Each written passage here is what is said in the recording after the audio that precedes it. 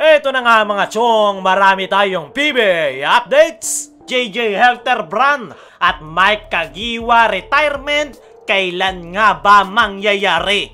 Stanley Pringle delikado, possible bitawan ng Barangay Ginebra. Ito nga si Stanley Pringle mga chong, ang isa sa mga pinaka-inasahan noon ni Coach Tim Cone pagdating sa opensa.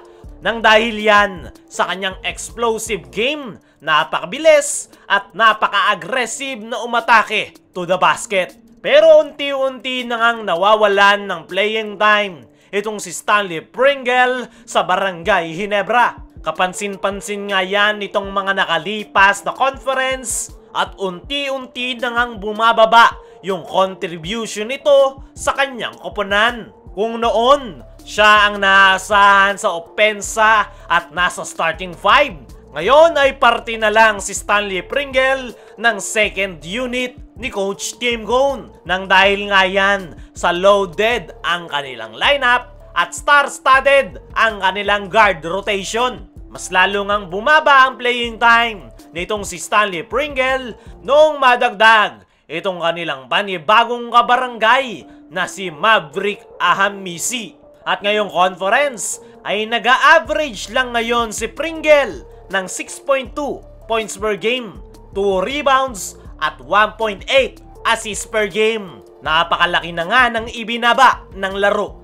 nitong si Stanley Pringle. Kung noon ay palagi itong double digit, nakaka-double-double performance pa, ngayon ay hirap na itong pumuntos. At isa nga sa dahilan kung bakit bumaba yung performance nitong si Stanley Pringle ay nang dahil sa kanyang mga past injury.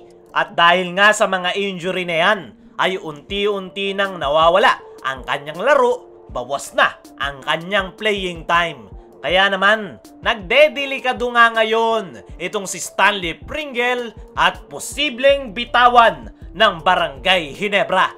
Nitong mga nakalipas na araw ay may mga lumalabas na balita na may involve ang Barangay Ginebra sa blockbuster trade.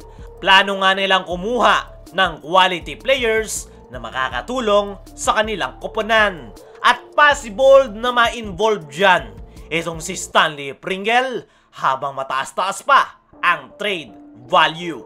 Kung ako ang tatanungin mga chong, ay nandoon pa rin naman yung laro nitong si Stanley Pringle. Pero napakalaki na talaga ng pinagbago.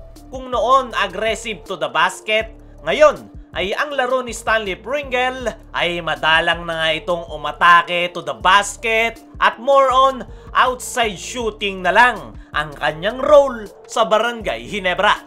Pwedeng-pwede pa ngang may ibalik ni Stanley Pringle ang kanyang kumpiyansa sa paglalaro. Kailangan lang nito ng tiwala at playing time. Paniguradong quality minutes pa rin ang isusukli nito. Pero in terms of speed at aggressive to the basket ay mahirap nang ibalik sa ngayon dahil hindi na nga bumabata itong si Stanley Pringle tapos sunod-sunod pa na injury ang kanyang nakuha. Puro pa sa tuhod. Kaya naman, ayon nga sa mga source, ay pinag-iisipan na nga ngayon ng Ginebra management kung isasama nila si Pringle sa inilulutong trade. Pero kung si Coach Tim Cone ang tatanungin, ay gusto niya pa nga rin daw sa kanyang koponan itong si Pringle. Malaki pa rin daw ang naitutulong nito sa kanilang team practice. Pero kung kayo ang tatanungin, dapat bang panatilihin si Pringle sa Ginebra o i-trade na? I-comment mo lang dyan sa ibaba. Dumako naman tayo dito sa kabilang balita, JJ Helterbrand at Mike Kagiwa retirement, kailan nga ba mangyayari? Nitong mga nakaraan ay nagretiro na itong si ageless The Rock, si Taulava. Pero ano nga ba ang update patungkol sa retirement ceremony nitong si Mike Kagiwa at JJ Helterbrand? Taong 2017 noong magretiro na itong si JJ Helterbrand sa Barangay Ginebra. At noong 2022 naman noong magretiro itong si Mike Kagiwa.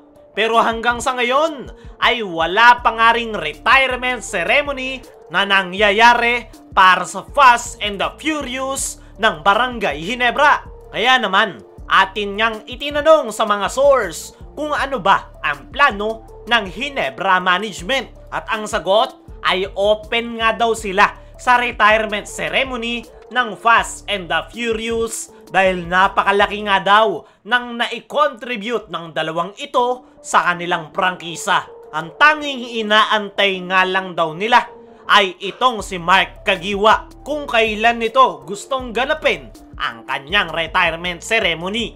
Noong tanungin nga si Coach Tim patungkol sa retirement ceremony ng Fast and the Furious, ay ang sagot nga ni Coach Tim ay ayaw daw ni Mark Kagiwa ng retirement ceremony. Inoffer nga daw yan ng Barangay Ginebra pero tinanggihan nga daw yan ni Mark Kagiwa dahil gusto nga lang daw nito ng tahimik na pagre-retiro. At yan nga daw ang sagot kung bakit hanggang sa ngayon ay wala pa ring retirement ceremony itong si Mark Kagiwa at JJ Helterbrand. Ayun pa, kay Coach Tim Cone ay deserve daw ni Kagiwa ng retirement ceremony kasama ni JJ Helterbrand. Dagdag pa ni Coach Tim ay maybe something in the future kapag ready na si Kagiwa at JJ Helterbrand. Kung kayo ang tatanungin mga chong, deserve ba ng dalawa ang retirement ceremony? I-comment mo lang dyan sa ibaba.